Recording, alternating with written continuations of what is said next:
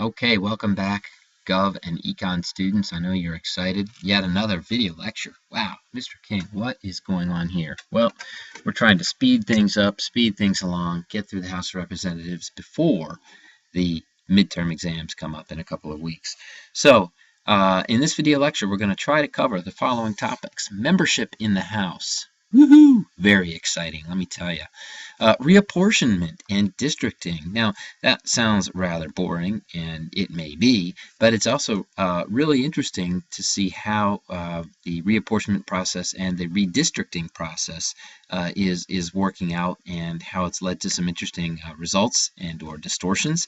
We're then going to look at leadership in the House, in particular the Speaker of the House position, and then the idea of committees. And there are some 20 committees in the House of Representatives that do the actual day-to-day work in the House. So that's what we're going to look at today, try to make sense of some of these things. So let's move right along to membership in the House. And we learn that the framers intended the House of Representatives to be the chamber most closely in touch with the people. That is, the people's house. So that's sort of the nickname. And that's why the Constitution calls for the House members to be chosen by direct popular votes. And House members are going to stand for election every 2 years, so they're not going to be entrenched, but they're going to have to run for re-election every 2 years.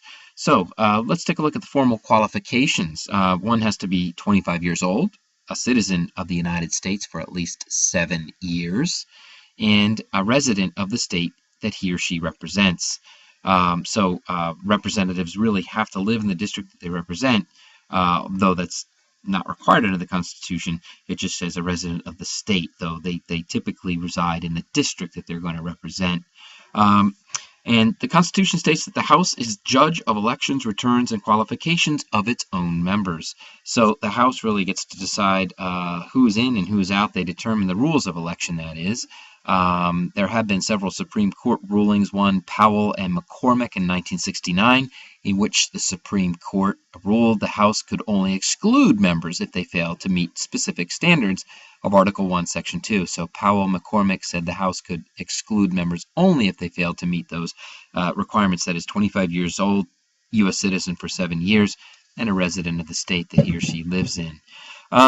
There are also what are called informal qualifications, and the most important informal qualification for anybody who would like to be a member of the House is the ability to appeal to voters in his or her district.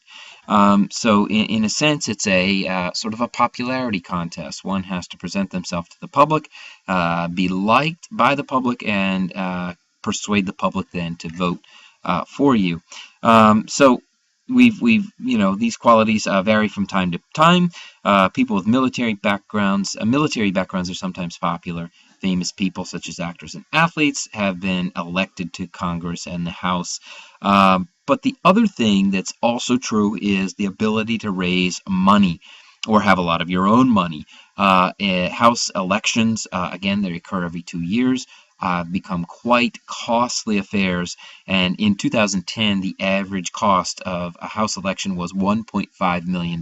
That's a considerable sum of money, so you either have it or you have the ability to raise that money. And that really, it's the people's house, yet what people can effectively really hope to win election in the House of Representatives, well, you've got to have the financial backing of donors willing to support you or your own money. So this idea of the people's house comes under some question. So that's the membership for House. We can also talk about the House of Representatives. They make $174,000 per year. They serve for 2 years.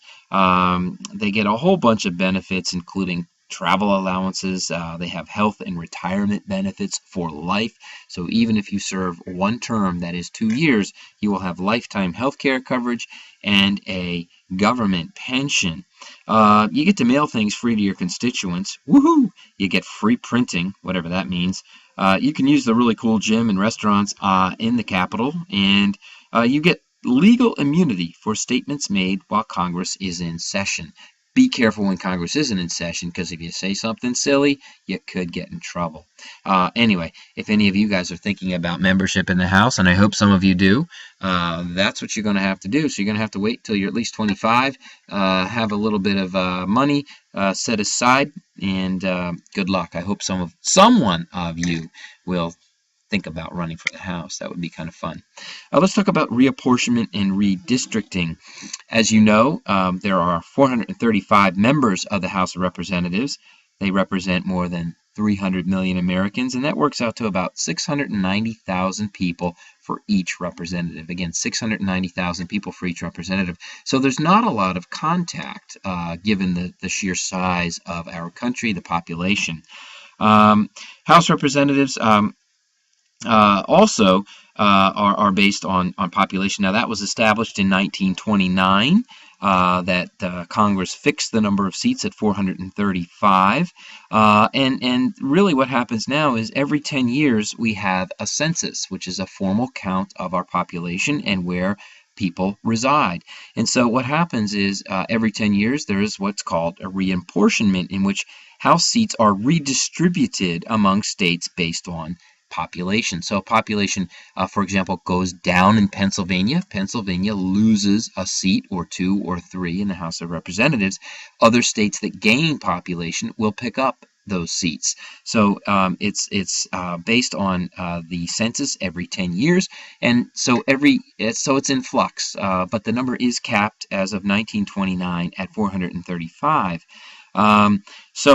Mostly, if we look at the 2000 census and the 2010 census, what we see happening is that states in the north and east are losing seats, while states in the south and west are adding seats. And that's really indicative of the flow of population, or what we might call demographics. The demographics where people live show that people are opting to move out of the Northeast and the upper Midwest into areas in the South and the Southwest, warmer climes, better opportunities, better lifestyle, whatever it is that attract people to those areas. So let's talk about gerrymandering. Gerrymandering is the process of redrawing districts, and this is a image of a salamander that was created at the time of Governor Elbridge Gerry of Massachusetts. He served in the early 1800s. He was also one of the founding fathers who helped to write the Constitution. He went back to his home state of Massachusetts, became governor, and he promoted this practice of redrawing congressional districts. Now, the Constitution says nothing about the congressional districts, how they're to be drawn, how large they are, population requirements for each congressional district. And remember, there are 435 congressional districts across the United States. And so who gets to decide the size and shape of congressional districts? Good question. Well, that was left up to the states, and in particular the state governments. So what's happened, and this has happened historically, the party in power in the state government tends to draw boundaries to its own political advantage. And so if you have Democrats in power, and after the census comes out every 10 years, there's an opportunity to redraw the districts based on population within the state. The Democrats will try to draw districts that would be favorable to Democrats, that would be advantageous to Democrats in national elections for president and for senator and for representatives themselves. And what happens then is that these newly drawn boundaries tend to divide and weaken the opposition's strength. And so the goal is give your party the best chance to win as many elections as possible. Now, is that fair? And that's a profound, basic, essential question. Is it fair for a party in power within a state to redraw boundaries that are likely to produce election victories in the future for that party? And that's a debate that's been going on because gerrymandering has existed in history since the early 1800s, but it's really ramped up and been ramped up in the last, again, 20 to 30 years. As you guys know, obviously, there's great discord and mistrust at times, really at all times now, between the Democrats and the Republicans in Washington, and also within the states. So we go back to our federalist idea. So this is a really good example of federalist principles. These are national elections for our national government, yet the state governments get to decide the boundaries of these districts. And this is a wonderful cartoon that shows Jerry, the name of the governor, and the salamander, so therefore gerrymandering, in which you see districts being drawn in Massachusetts that really make no sense. And you can look at maps. There's one in your textbook on page 139 that shows the state of Illinois. Classic. Okay, I hope that's clear, so we can go on to the idea of leadership. Leadership in the House. There is what's called the Speaker of the House. And the Constitution simply says the House of Representatives shall choose their Speaker and other officers. That's all it says. So the most powerful member and presiding officer of the House is called the Speaker of the House. The Speaker is elected by members of the House of Representatives and comes from the political party that holds the most number of seats. That is the majority party. So in this case, we have Democrats and Republicans today. The party that has the majority right now, the Republicans, have elected John Boehner, and you see him pictured here as the Speaker of the House. And that came about after the 2010 elections, in which the Republicans defeated the Democrats for control of the House of Representatives. Before that time, the Democrats had been in charge, and they had a Speaker of the House named Nancy Pelosi, who was the first woman Speaker in U.S. history. So the Constitution, however, is also oddly silent on the powers of the Speaker. So over history, and again, something I love, history, over history, rules combined with tradition have given the position of Speaker a large measure of control over House business. So, for example, the Speaker presides over debates, recognizes speakers on the floor, that is, gives them the opportunity to speak on the House floor. As presiding officer, the Speaker rules on points of order.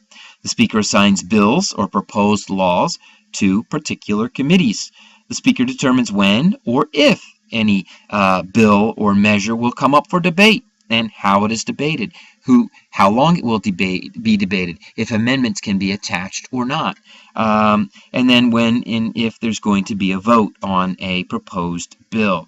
So the Speaker has an influential role, a powerful role within the House of Representatives, and has the ability to shape events in one House of Congress. And as we see today, when the House is controlled by the Republicans, the Senate controlled by the Democrats, it really provides the Republican Party, and again, President Obama is a Democrat, so it really provides a way for Republicans to put up stiff opposition to Democrats who control the Senate and the presidency. And some might say, well, look, that's the way the founders intended this system to be. It's the classic checks and balances between the different parties in the two houses of Congress. So there are some other leadership posts. Each party also elects a floor leader to help manage actions and strategy of the party in the House day to day. The floor leader of the majority party, known as the majority leader, serves as the assistant to the Speaker, and the floor leader of the minority party is also known as the minority leader, and she acts as the chief spokesman of the minority party in the House. Today, the majority leader is Representative Eric Cantor of Virginia. You see him in the background there in the picture behind John Boehner. The minority leader is Nancy Pelosi, who was the Speaker of the House before the 2010 elections. The two parties also elect what's called a whip, and the job of the whip is to encourage fellow party members to vote as the party leadership wants. Whips collect information about what members are thinking and how they might vote on particular pieces of legislation, and they then encourage members to stick with the party. So it's all about the party. And what we've seen lately, again, in the last 10 to 15, 20 years, is members in the House are really reluctant and, in fact, almost always unwilling to go against their party. That is, collaborating and or working with the other side on to compromise is just not something that is seen as possible. So there we have it for leadership. We'll pick up next time with committee.